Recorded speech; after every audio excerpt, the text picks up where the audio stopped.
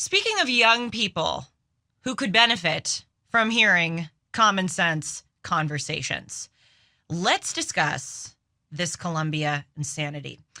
So, over the past week, as we know, students at Columbia University have taken over the main lawn, among other places, on campus, setting up tents with their Palestinian flags, chanting, and calling for, honestly, I don't really quite get what. They seem to be calling to have the university divest from certain businesses they do with companies in Israel.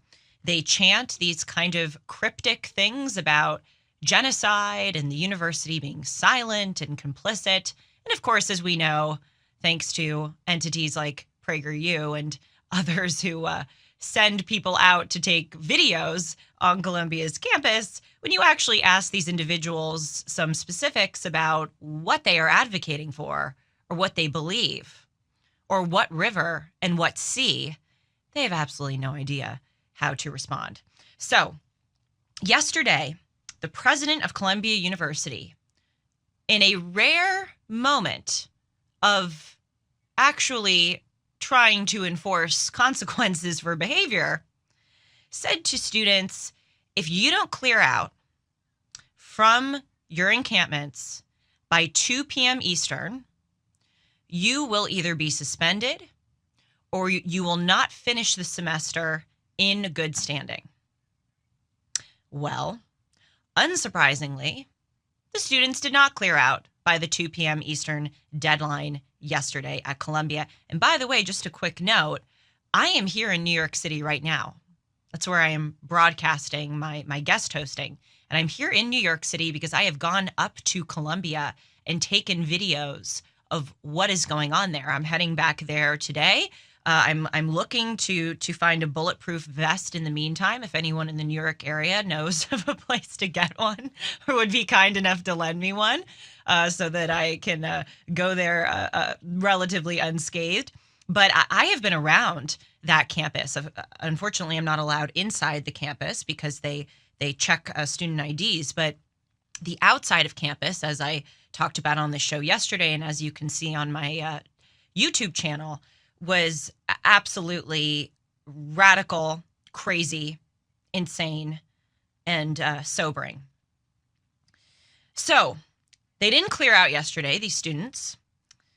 And last night, they broke into, among other places, Hamilton Hall. Hamilton Hall is one of the main academic buildings on campus. The dean of Columbia has an office there. And according to the Wall Street Journal, quote, they took over and barricaded themselves inside of that building. There are videos of them smashing glass and running in. Sean, do we have that video? Do we have that prepared? No. Okay. Well, just imagine it in your head. It's exactly what you would anticipate that it would look like. So these students, it seems, do not care at all about any of the warnings that have been issued by the university. And really, can we blame them? Because as I have often said for literally years, these universities give the mouse a cookie. They have been giving the mouse a cookie for quite some time now, where students go in. I remember when I was at Harvard, there was a speech on campus, and students came in with pots and pans, and they were chanting, disrupting the speech, and they had all these big signs calling on Harvard to divest from fossil fuels. Now, to my knowledge, none of those students face disciplinary action.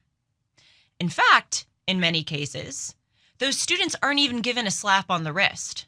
They're not even verbally given a slap on the wrist. A lot of the times, they were actually indeed praised for that kind of behavior. And there are so many more examples besides just the climate change protests. We have seen this with a variety of political issues. We have seen students protest classes, protest speakers, guest speakers. And so over time, when students have learned that they can do this and they will not only not be punished, but they will be rewarded, what do you expect? And I know that this is a little bit sacrilege of a conservative commentator like me to say, but I've got to tell you, there's a part of me that is actually somewhat happy that this is going on. Of course, I am not happy that it is violent.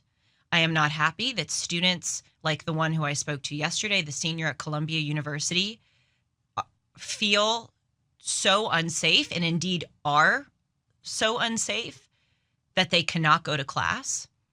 I am so sad that graduation may not happen. I am so sad that these universities with so many opportunities and resources and potential have descended into the dregs. But this sort of needed to happen because these universities have gotten so rancid. They have capitulated to spoiled radical brats for too long. And quite frankly, many of these faculty and administrators are, at the very least, incompetent, and probably even more than that, fraudulent and corrupt. And so when something like this happens, as terrible as it is, in a way it's a good thing because it is exposing the rotten state of these universities for what it really is. And in a way, these universities had to become non-functional for people to wake up. I can't figure out how it's taken them this long to wake up, but it sort of had to get to this point for people to realize, oh, we have to change course, and we have to change course rather quickly. Sean, do we have the videos of Joe Biden and Hillary Clinton praising graduates? I'd like to play those for those listening. One of the things that I have long observed as a former member of these universities, I went for those who don't know or are unfamiliar with my work with Dennis. I recently graduated from Harvard, coming up on 2 years ago. And as I was opining earlier, while I was there, I remember deans and faculty members and speakers praising us when we would be activists or when we would resist the patriarchy and the heteronormativity and the bigotry. I remember at my graduation, for instance, dean after dean got up and said, "You, graduating class, you are the most tolerant, diverse generation in American history. You have stood up to the big issues in our country, and you are going to make the world a better place." And I remember sitting there thinking, as much as I had, in many ways, a great experience at Harvard, and as much as I met wonderful people and made wonderful friends, I remember sitting there going, first of all, how do you know that we are so great? You don't know us personally. It was quite pandering, in my opinion. And second, many of us, frankly, are probably not going to make the world a better place and may contribute to this radicalism and wokeism, which has now infected our country. But the critical point is that we were constantly puffed up and praised. For the full episode of The Dennis Prager Show, go to pragertopia.com, sign up, and become a full member.